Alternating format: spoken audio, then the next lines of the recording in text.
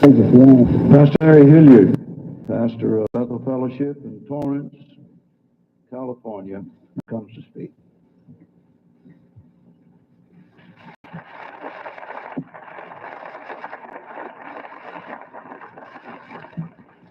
We hold these truths to be self-evident, that all men are created equal, that they have been endowed by their Creator with certain unalienable rights, and that among these is life, liberty, and the pursuit of happiness. In the original draft, Jefferson said we hold these truths to be sacred and undeniable. What was sacred and undeniable 200 years ago now has been called into question and is now being challenged. Unalienable rights, that which cannot be conferred by man and subsequently can never be taken away. They derive from an ultimate source of authority, a divine bestowal, God's value of man. Immediately someone says, I want to talk about the First Amendment, but don't talk about God. You can no more talk intelligently about the First Amendment without a theological, philosophical perspective than you can send a man to the moon without a recognition of the laws of Newton. It's asinine.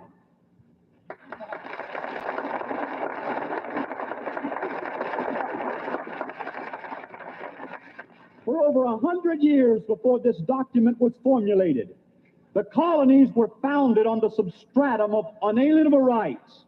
There was great diversity: Catholics, Jews, Presbyterians, Lutherans, Baptists, Congregationalists, Anglicans. But they had one thing in common. They had one common denominator, and that was the concept of the foreloving of God, that man's value and man's worth comes from the fact that before creation, before time, God loved man. And because God loved man, that gave him an individuality, that gave him a worth, that gave him a dignity that no educational system, no political structure could ever inculcate in man. Because those structures are temporary, they are transitory, but the inalienable right comes from an eternal heart of an eternal God. They believe that when man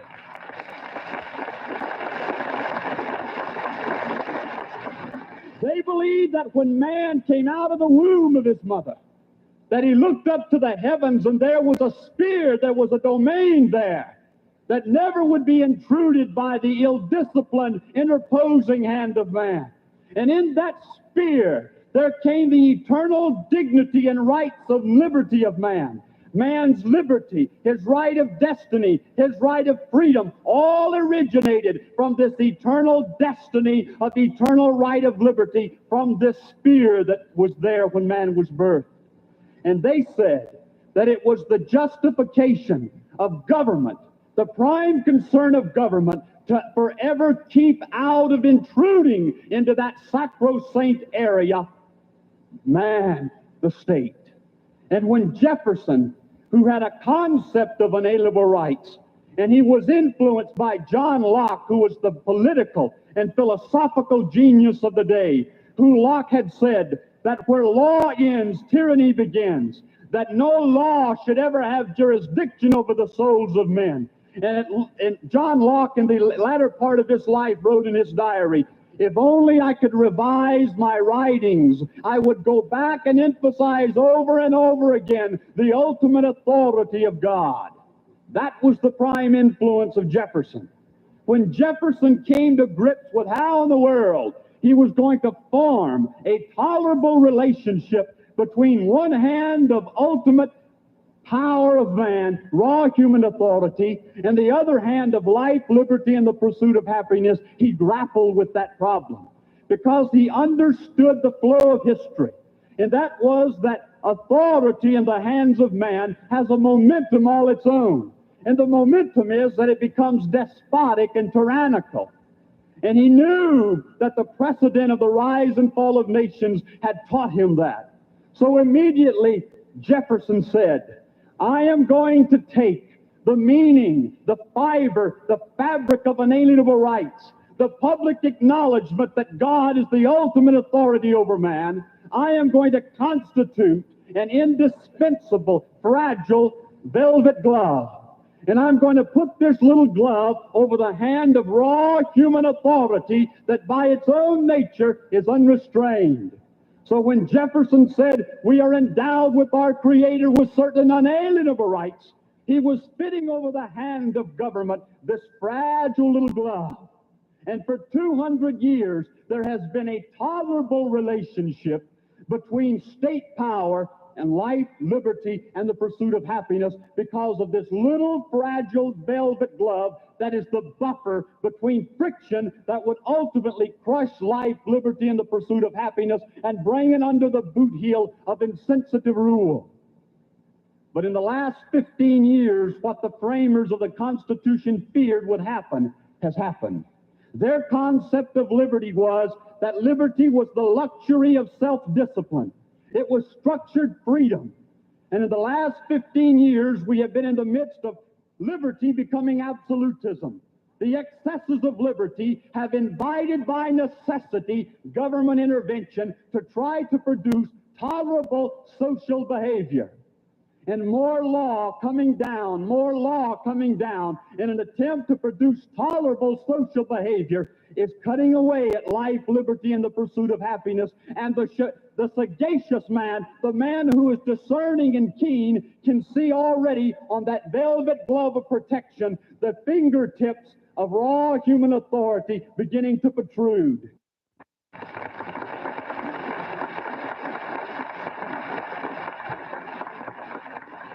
The subtlety about this movement is they said the only justification for the existence of a constitutional democracy was to keep the glove on the hand to protect the populace.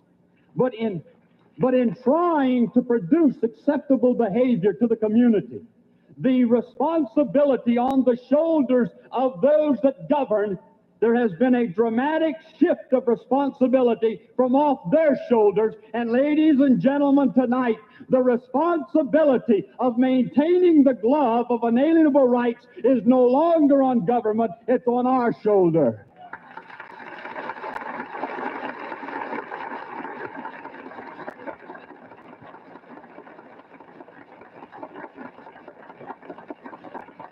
When that glove ever comes off the hand of power, you will see anything from a totalitarian dictatorship to anarchy. And there's not a pastor in America who hasn't got the guts to stand up for this could stand up to a dictator then.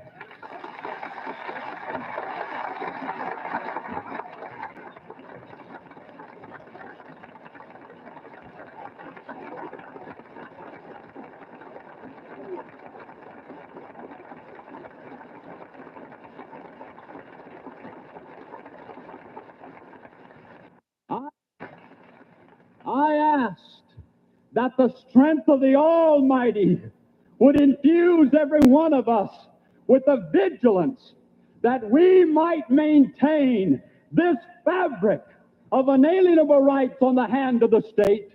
And I pray that the might of the Almighty would give us that vigilance so that we can forever stand publicly and say, man's ultimate governing authority rests with God and not man. It rests with God and not the state. Thank you.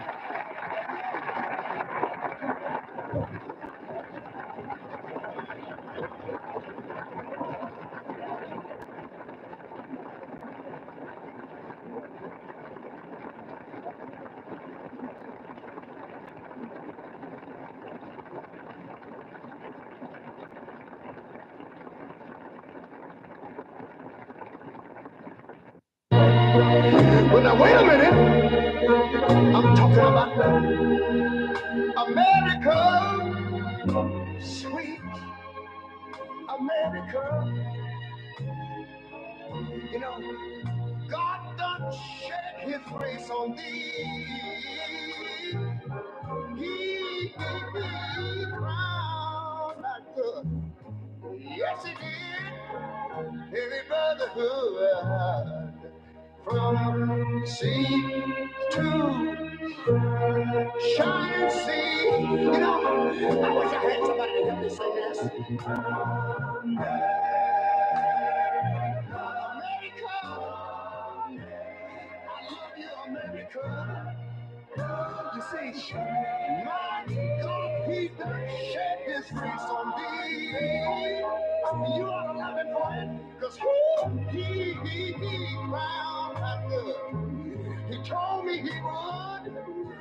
Every brotherhood, follow and see.